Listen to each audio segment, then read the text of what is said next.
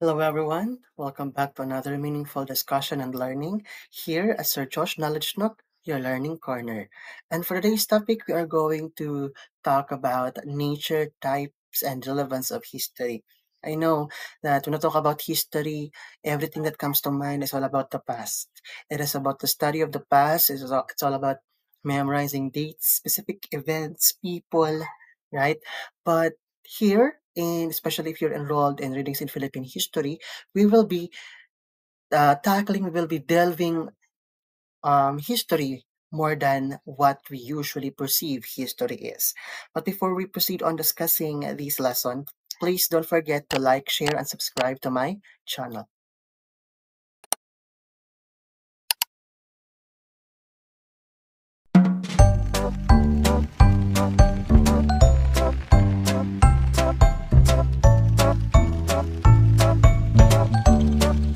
Let us start first with laying the foundation or having the background information why history is still offered in tertiary education or in college. Because if one is going to ask na, what is the relevance of history? We are learning history since elementary and since high school. But in college, may mga pagkakaiba tayong gagawin in terms of studying about history. So according to Commission on Higher Education, the purpose is to create a shift from learning to the plain narrative to learning by exposing the students to primary and secondary sources. So this is one of the primary changes that we are going to do when we study history in college, right? Because when you were elementary and secondary, you were prone on just plainly receiving all of the information that your teacher gives you by reading books, by memorizing facts. But here, in readings and development history and tertiary education, you will be exposed na to different sources, maybe primary or secondary, which allows you to critically analyze, no, all of these sources to fact check whether all of those learned information, concepts, and facts before was really true. It allows also you to be exposed to different facets of Philippine history to the eyes of or to the lenses of eyewitnesses. Okay, so basically here the difference between learning history when you were in elementary and secondary with learning history in college is that in college you will be more on using your critical thinking by analyzing and interpreting different sources, no? And for you to be able to validate all of this information that was taught to you when you were high school or elementary. So now, let us try to understand what history is. So, history originally was derived from the Greek word historia, which means knowledge acquired through inquiry or investigation. Now, if we're going to use this definition in understanding history, then we can say that history is more than memorizing dates. Why? Because it is a body of knowledge wherein we're going to understand a certain thing through inquiry or investigation, right? So it's not just all about the lower order thinking skills of learning about history. Okay, now, when was the definition of history as the study of the past um, began? When the word history was adapted to classical Latin, and then it became known as the account of the past of a person or a group of people through written documents and historical evidence. And so, if we're going to use both of this definition to refer history or in understanding history, then we can refer history to two things. So first, we can refer history as it relates to everything that happened in the past. That is based on the classical Latin's definition. And then, if we're also going naman to use the definition of the Greeks, so we can say that, or we can also, say na history can also refer to a kind of research or inquiry. So here in college, no, we are going to follow the definition of history, or we're going to focus history based on as it is a kind of research or inquiry. Yeah. Now, let's proceed to another definition of what is history. So, according to James Davidson and Mark Little, history is not what happened in the past, Rather, it is the act of selecting, analyzing, and writing about the past. So meaning, for James Davison and Mark Little, talk about history, it's not just what happened in the past. Mark, it's not just um, passively receiving, passively knowing, understanding what happened in the past.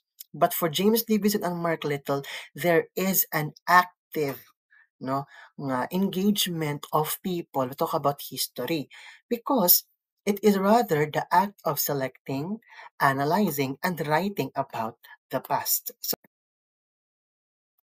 So let us try to understand the nature of history using this analogy.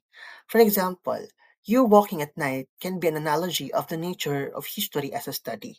Now, what can we usually see, 'di ba, in night, sa night if wala'y light? 'Di ba usually wala. Now, you have a companion who also who brings flashlight, and then your companion turns on his flashlight. Now, the whole landscape in the darkness represents all of history because vast kaayo, daghan kaayo ang mga history no nga nahitabo everywhere. Okay? And if we're going to study all of these, the vastness of history, no, all of these events that happened in the world, probably puwede tang masaag. Probably puwede tang, uh, mag mag-study even if this certain event of history is not really relevant. So that is the importance of having historian. So your friend with the searchlight represents the historian because they guide us, no, the light that they bring, the all of those narratives that they have written will serve as our light no in studying about history. Guide in such a way na dili ta mga saag na bisan unsa lang na mga accounts na bisan unsa lang na mga events or past na mga stories about people ang ato ang pangstudihan, 'di ba? So yeah. So that is the nature of history. So history studies the present in light of the past. Because for us to be able to understand what is occurring in the present, we also need to understand what happened from the past for us to be able to explain why are these occurring in the present times. So historians also always rely on the surviving records because remember, our historians cannot write any history if wala sila'y basis, and their bases are all of those surviving records. That is the primary way that they get a view of the past and reflect on it. And reflection on a document is a way of learning by inquiry. So now, let's proceed on discussing the types of history. So basically, there are two types of history. We have factual history and speculative history. From the word factual history, this suggests that the offered data and information is primarily made up of pure facts and has been previously verified. So from the word fact man, so all of these probably these event that happened are all has been verified or that is pure facts. From the word factual history, these are events that have been proven and had that um, and are considered valid. So that is why it tries to show proof and validity. And we can only consider an event a factual history when it tries to answer the three WH question: now what, who, and when. Because if it's factual na, of course, we can already provide mga specific facts no, and details regarding the event. Okay? Meanwhile, if you're going naman to study about speculative history from the word speculate, so it answers the question why and how. No, it inquiry that uses counterfactual speculation of historical events to reflect our present society and the social construct of memory. So since it's more on speculations lang, so that is why it tries to answer lang the question why and how. We cannot really provide there a correct a proven fact regarding a certain event. So there are other types of history according to Frederick Nietzsche. Okay, so we have monumental, antiquarian, and critical. Talk about monumental. These are common to those people who have made significant achievements and contributions to society, especially to the country. From the word monument, this is the way to make the experience of a great life is to leave something for your memory to last forever. So this is a type of history wherein we try to value all of the efforts, no, that other people have made, especially to a country that marabag nakahatag og dakong contribution sa society. So example of monumentals are mga monuments sa atong mga national heroes. Example, Rizal Port, no, sa Luneta. That's an example of monumental. Andres Bonifacio, 'di ba? And Lapu-Lapu in Cebu and any other monuments. Okay, so all of those are monumental history. And then we also have here antiquarian history from the word antique, no? So gives reference to the past like the saving of the old buildings. So the purpose of this antiquarian history is to preserve the past for current and future admiration. Okay, so we try to preserve all of these things that occur from the past for the future generation to have something to also like remember, okay, or to admire. So example of antiquarian history is, for example, sa vegan, right? Wherein they really preserve all of those old buildings, like the old houses. Tapos if mga to ka, then you can also feel how it feel to also like live during those time wherein Philippines was under pa sa Spanish colonization. And then we also have critical history. So it selects the best from the past to create and build a better future. The critical historian interrogates and ultimately condemns the past. It is where we try to look and analyze the stories told about the past and sift those events that are worthy of continuation in the present. Okay, so sa critical, we are trying to filter out just the needed information, just the needed learnings that we can use to continue in living in the present na marabag makakitatag usa man ng mga information ang valuable na ato pwedeng magamit ka sa present. So that's what we call critical history. So examples saya sa kung gipang mention kanina sa monumental history are all of these monuments, no? So muna na akong gipansulti kanina, and then we also have here as an example of antiquarian history. So now let's proceed on discussing the uses of history. So usa may gamit sa history nga mag-study matag history. So of course, first is history can be influential on shaping human affairs.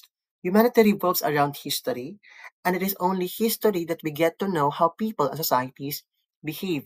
That is the reason why nga history is part of social sciences as a discipline.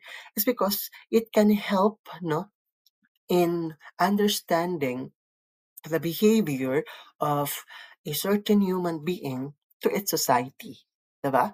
So, marabag history can also be be a helpful na body of knowledge for us to be able to understand why people behave like that. Why do they think like that? Specifically, for example, here in the Philippines, 'di ba? Why do we always think that um other countries or like the products of other countries are always superior than our local products? So probably history can explain something to that. But for example, because of our colonial mentality, that since we are colonized for how many years, no? That's the reason why na we feel inferior sa ato ang kaugalingon na culture, thus looking other culture as much superior than us. Diba? So history is really influential and can shape human affairs. And then second, history provides informed perspective about the world. So history offers people an understanding of change, especially in getting an understanding of how society came to be. The past events in human affairs caused the evolution of the present and will eventually continue to change in the future. So of course, by studying about history, it tries to inform us about a different perspective that is present in the world that can also be used or that has influenced also the way we perceive our life today. So another use of history is that it provides us a better understanding of the present situation. And because if you really want to understand why do these events is occurring, or why does this event happening in the present society or in the present time, maybe history, no, will can explain regarding the occurrence of these phenomena in the present. Okay? Because remember nga, diba, what they usually say, history repeats itself. But the question there is history really the responsible for recreating, for reoccurring the same event that happened from the past? Because I think it should not be history that should be blamed for a certain event to reoccur, no, sa present, but it is us humans, no, because the reason for the events in the past to reoccur is of man's inability to realize and learn the lessons of those events, di ba? Kaya for example, nga nung nagka World War II pa man, after World War One, is it really because history repeats itself? Or is it really because human was not able to learn from the horror, or yeah, from the terror of World War One, right? So muna siya na we can say that it is not really history who repeats itself, but it is man who keep on repeating the events in history. Okay? And the next and the last use of history is we can make use of history as a guide to making judgment. With these new approaches and strategies in studying history, students will develop their skill in assessing pieces of evidences. Diba? And they will start to learn how to analyze and interpret one evidence from the other to be able to reach a better judgment. So actually, connected rin ni siya sa kanya siya sa better understanding of the present situation. Because if we have learned our lesson from the past, it can now create, or it can now give us a guide in making judgment in the future. If we really just learn to analyze and interpret evidences that is being provided from the past. Okay? So yeah, that's it. So I hope that you have learned something from our discussion regarding the nature, types, and relevance of history. And if you have any topics that you want us to discuss in this channel, also don't hesitate to drop in at the comment section. So once again, I hope that you have learned something. So this has been your Learning Corner, Sir Josh, Knowledge Nook. Bye.